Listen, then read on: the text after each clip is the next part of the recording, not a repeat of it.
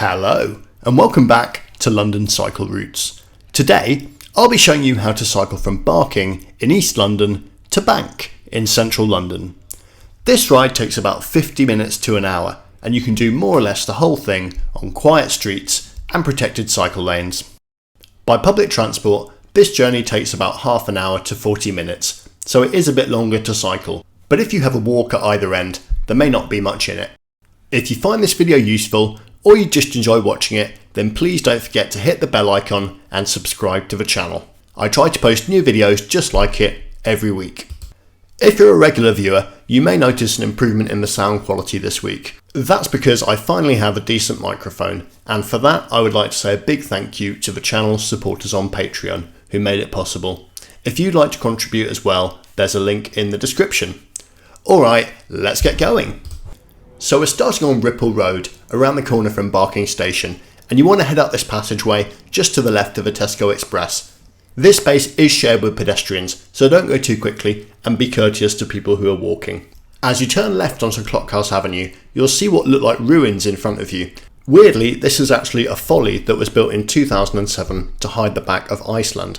Just as interesting, on the left is Barking Town Hall, which was built in 1958 and has a cool neo-Georgian tower. That has a clock on it which gives Clockhouse Avenue its name. Now we're going to use a cycle zebra crossing here. You can see it's a little bit faded and can do with a repaint, but it gets us across the road nice and safely, although don't necessarily expect drivers to stop, so do be careful on that. We're now on Abbey Green, and this is the former site of Barking Abbey, and there are actually some real ruins here if you look hard enough. You are allowed to cycle on the path, but it is a little bit narrow and it is shared with pedestrians, so make sure you are careful. As we come to the end of Abbey Green, you will find a toucan crossing, which is like a pedestrian crossing, but two can use it, so cycles and people. And I think normally you'd go straight on there, but there's a little bit of work, so we take a little bit of a detour here around this path, like the woman in front of us is doing, and we find ourselves on Town Quay. This road is relatively quiet, although sometimes you can find the occasional car rat running down it. It might be an interesting one for the council to close to motor traffic, because I don't really see a legitimate reason to be driving through that way to access the A Road. Talking of the A Road, we're going to go across it now. So we go up onto this bridge, and there is helpfully a ramp on this side, and as far as I can tell you are allowed to cycle on it. There was a shared space sign at the bottom, and there's no indication that you're not allowed to cycle on the bridge. Unfortunately, the whole thing is not built for cycling brilliantly. There's actually a step just coming up here which will essentially force us to dismount just there. And also at the other end there are also steps. As you'll see in a second though, fortunately they are quite shallow steps, so it shouldn't be too difficult for somebody with a conventional bike to go up or down them dismounted. Unfortunately, what it does mean is that people on adapted cycles or people who can't dismount will have a lot more trouble and won't be able to use the route. I do try to make these routes accessible, but I couldn't find a good alternative. There's also this contraption on the path which is really not great at all. It's a very, very, very tight chicane which will basically stop anybody even using a wheelchair using the path, which is not good at all. I'm pretty sure those are unlawful under equality law. We now find ourselves on this path, and it's a really useful cut through to get to where we're going. We're going to join Cycle Superhighway 3, and to do that we want to cut through these paths and then some quiet streets. Unfortunately, the condition of the path is not great. There are a lot of tree roots which have basically destroyed the surface, sometimes in quite a dangerous way. So if you're going down this at night especially, be really, really careful and don't go too quickly, especially if you don't know the route. It's also a little bit claustrophobic with these high security fences, and I think this could be a lot nicer, and it might be one for the council to look at improving, or at least maintaining. I know that there are quite a lot of leaves on the ground, and this video was shot in July, so it's likely that they've been there for some time. Even clearing those and maybe trimming back some of the encroaching vegetation would make the path feel a little bit wider and maybe a little bit more welcoming. But in the medium to longer term, it would be great to get rid of these chicanes. There's one at this end as well. and definitely resurfacing it and maybe thinking about the fencing as well. So we're leaving the path now and we're doing the next section of the route on quiet streets in the area around Flanders Road. This area is actually really a historic low traffic neighbourhood. It's not an officially designated LTN, but the design of the streets and various filters and bus gates on it basically mean that there's not really any through traffic on the streets around here. We're taking a slightly twisty and turny route through here. It's fine, you can take a number of different routes. I think I've got the quickest one, but if you need to remember which way I go, then you can check the description of the video and I will provide a link to a downloadable GPS map, which I do in all my videos, and you can use that on whatever app or device you choose. One thing that does sometimes create a little bit of traffic around here is that Newham Council actually has its main depot in the corner of the area. So there will be some motor vehicle movements in and out of that at certain times of day, although I didn't actually really run into anything myself. I think combining that route across Abbey Green and through that path around the back of Langdon Academy and through these quiet streets, it's actually quite a nifty way to make it to Newham Way, which is a big main road which has a protected cycle track along it. That's going to be the next stage of the route. So we've basically made our way out of Barking and we're running just south of East Ham here. And in a second, we are going to emerge on the main road.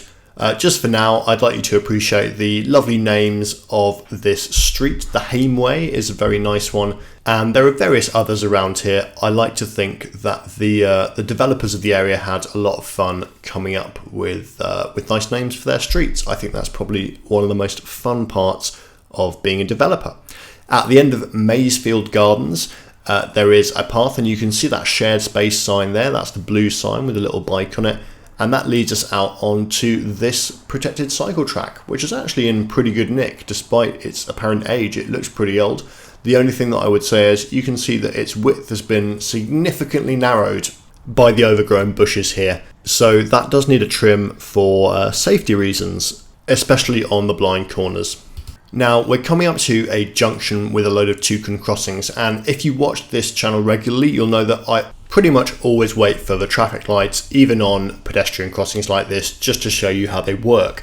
However, on this junction, if you wait at every traffic light to go green to cross the road, you will be here for literally about 10 minutes. They're not synced up and they are very, very slow.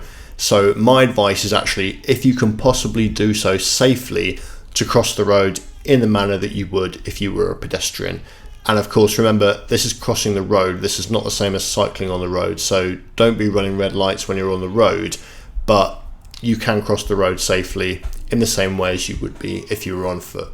Maybe when you're on foot, you always wait for the green light. I think most people in this country, and certainly in London, probably don't. It's not illegal to cross the road here. So it's entirely up to you how you deal with that one, but I would just note that the timings on it are particularly slow.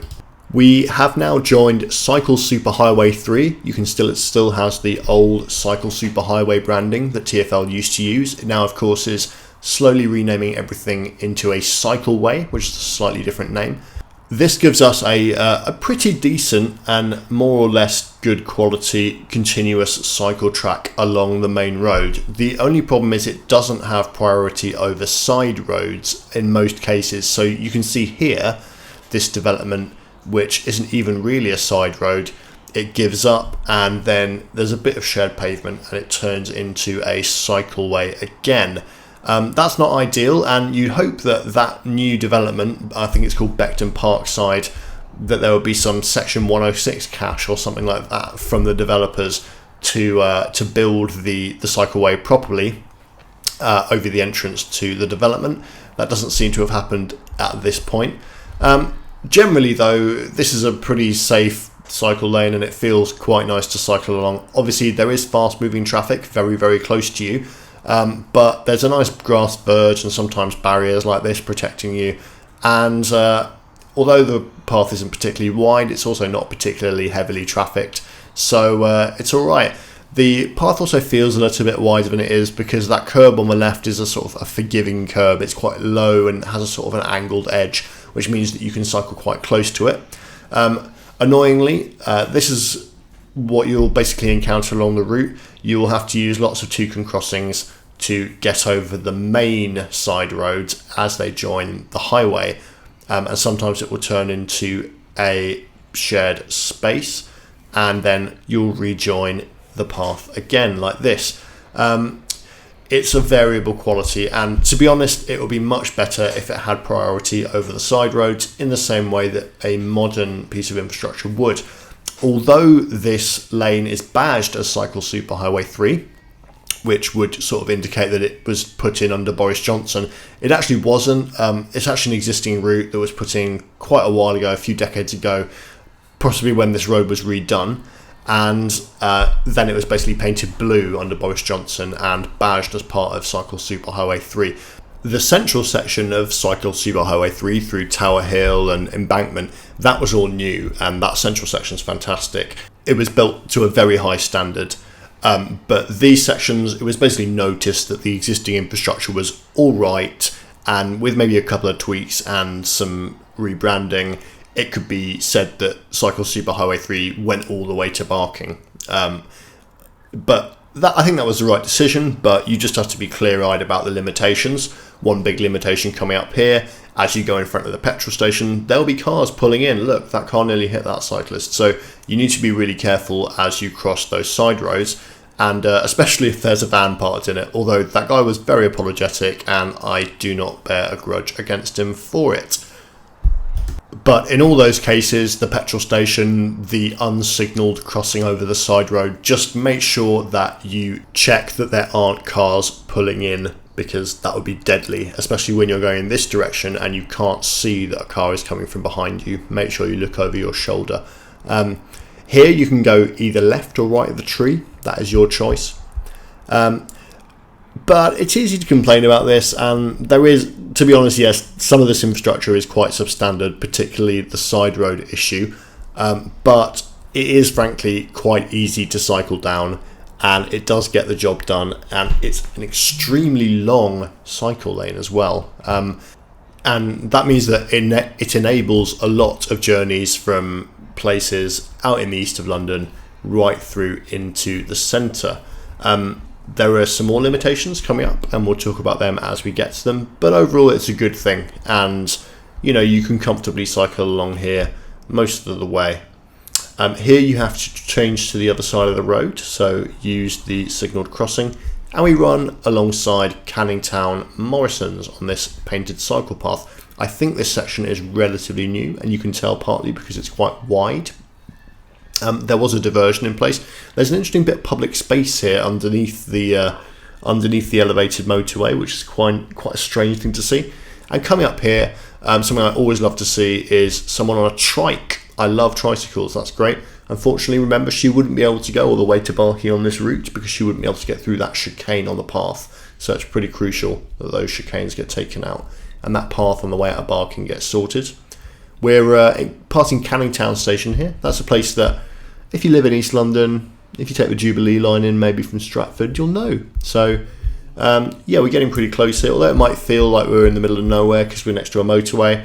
These are places that you will probably get to know relatively well. This section of Cycleway here, this lane, is rather a bit narrower than the previous bits. It's not quite as good. However, there's a lovely view from the flyover, so enjoy it while you're here. That is the River Lee and Bow Creek on your left. It's also near the Leamouth Peninsula, which is an interesting little bit of London. It's kind of cut off from the rest. It's worth a walk to one day. If you do make it there, you will find Trinity Buoy Wharf, which contains London's only lighthouse, which is something.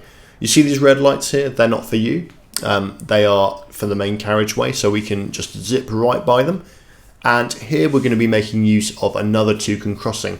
Now, this is where the wayfinding for I'm not going to say that word again because I said it a lot, CS3, let's call it CS3, gives up. And it's very difficult to know where to go. It might be tempting to go straight on because there's a cycle track on the right, but you'll notice that it's painted green, so that's the wrong way because we're following the blue route. So we actually take the shared pavement here left, even though there's no sign suggesting that you should. And there is a van parked on the pavement here, but I forgive him because he's doing some work. He actually had some machinery out there. And we spot CS3 again here. Now, this isn't necessarily bad, but it's just weird. It's red. And I think that's probably because it was done by a private developer, because they do tend to do quite weird things with cycling. They don't tend to follow the same rules as highway authorities. It does go through here. I don't really know what happens if they don't lift the gate, but every time I've gone through there, they lifted the gate. If anybody knows whether or not that's 24 hours or not, let me know. But you can always just get on the pavement and go around it, so you shouldn't have a problem. But every time I've ridden at that gate, they've lifted it. Again, there's not really any wayfinding here, but you want to go left. And I think the wayfinding is these chevrons on the pavement, which is very, very subtle. So someone needs to print off some signs for these guys and stick it in. And we've picked up the wayfinding again, and it's CS3. It took me several times to work out which way to go down here, by the way. So if you notice the cuts in the video, then well done. So we follow down this relatively quiet street, and this is all fine. There's no through traffic on this section until we get to this junction, and we're now on, unfortunately, Poplar High Street. And this is actually probably the worst bit of CS3. It's really just a main road. It looks pretty quiet here, but I've been down here a few times, and there's often traffic queuing at those lights, and there's not always a way to get through to the advanced stop line. So yeah, unfortunately this ain't great. You can see the traffic queuing in this direction. It's perfectly possible in the other direction as well, and there's quite a bit of rat running traffic going down the middle as well. You can see there's some cars. The conditions cycling in this video, actually, I think possibly this is on the better side of what you can expect. It can be a lot worse. Tower Hamlets, we're now in the London Borough of Tower Hamlets. They actually had a proposal to put a bus gate on this road, which would basically mean that only buses can use it as a through route. That would significantly improve the route. I'm not clear that they're going to go ahead with that, though. I think the change in administration from Labour to Lutfer Rahman's party, Aspire, I suspect they probably won't implement that, given that Rahman has suggested taking out even existing road closures. But it's a relatively short stretch, so if you can make it through there, that's great. And you find yourself on Ming Street, which is nice. It's filtered. There's no through route here. You can see people can walk in the road without fear, which is lovely. This section is nice. And there's a sort of nice kind of old school cycle crossing here. Just wait for the lights. It's actually a two-stager, so careful, don't go on the wrong green. So you see that green light, but we now have a red light again, and we wait for the green light and we go across that bit. You could have turned left there down the shared pavement, by the way, for Canary Wharf. That would take you in through the back around West India Quay. And for the fans of railways, you might be interested to know that the Docklands Light Railway is running on that railway viaduct just on the side of us. And of course, there's Westferry DLR station as well. We're back on the carriageway again, but never fear, this is not like Poplar High Street. Limehouse Causeway, and later on Narrow Street as well. These are both very quiet streets, and I'd be very happy to cycle along them, I think, at any time of day. It's very rare to see much traffic. I mean, we've just seen 2 cars in a row, but that's actually pretty unusual. Generally, the cycling conditions here are very good. It's a shame about the quality of the development, though. I think that these sort of 80s, 90s buildings are dead boring, and it's a real shame because this was, you know, the London Docklands, and sort of stripping all that out and blandifying it a bit has really, I think, the city's lost really a part of itself. That was a big part of London throughout its history. And very little of that character really remains around here. I mean, there's a better preserved bit around Rotherhithe, north of Rotherhithe, but yeah, frankly, it's a shame what they've done around here, I think. In terms of the look and feel of the place, I mean, the DLR is great, and this cycleway is quite nice, but yeah, the buildings and also the affordability of living around here, not fantastic. On the cycling front, you'll see you've got a sort of a lightly segregated lane on the right there. There were some sort of plastic ones there protecting the lane as you go around the corner. Not that you really need it, the traffic is very low here. And don't forget to turn off right here. And we're actually going over 2 major highways here. There's the Limehouse link and the Rotherhithe tunnel. They both go below this bridge, which is interesting. And we go into St James's Gardens. Cyclists travelling in both directions here are supposed to be on the left-hand side of the line here. The other side of the line is for pedestrians. It's quite narrow, and yeah, not everybody does that. Here we used a toucan crossing. I actually noticed that one of the buttons on that crossing was broken on the side that we were waiting on. Previously it was broken on the other side, and I think they fixed that, but another one of the buttons was broken again. It was the far one with the images on it. I don't know why that one keeps breaking. It's kind of annoying, but yeah. You'll notice we're still on CS3 here. We're now running down Cable Street. There is quite a narrow segregated protected lane here, but I'm a big fan of it. I think it really does the job, and the important thing is I think it really shows what you can fit down quite a narrow street here. They've made Cable Street basically one way, and the other lane is used for this two-way cycle track. And, you know, it can get a bit busy at peak time. It can get a bit overloaded. This is just the middle of the day, so there are still plenty of people using it, but at peak time it's genuinely just like a queue of cyclists. But it's basically really, really good, and I think if you were able to run this down every street, you would be, you know, well on your way to making the city a cycling city. One thing to watch out for here, I love these little rain gardens. That planting, it really adds to the place and makes it feel just a little bit more sort of soft and nice. And of course, there's plenty of zebra crossings across the cycle track, and make sure you give way to any pedestrians who wish to cross the road. On the right here coming up is Shadwell Station. This is a station on the London Overground, and interestingly it is also one of the overground stations where the overground platforms are actually underground, which is always interesting.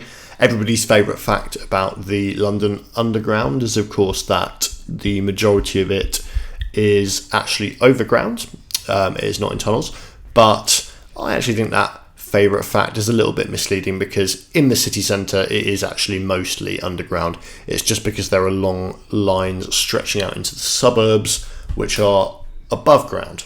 And talking of above ground railways, you can see on the right there a viaduct, and you'll see a nice red DLR train passing over it any second now. There you go. Yeah, that is the DLR towards Tower Gateway Station and Bank Station. And to the right of those tracks, there's also a much older railway viaduct. You can see here actually really clearly that the DLR viaduct is attached to an older set of railway arches, and that carries the London, Tilbury and Southend Railway into Fenchurch Street. You may know it as C2C. A nice little line that actually comes in from Barking, which is where we've come from. They can do it in half the time, but we've had a lot more fun, I would say. Cable Street has turned into Royal Mint Street, but it's still much the same deal. There is a decent protected cycleway, and if you weren't looking at the street signs, you probably wouldn't notice the difference.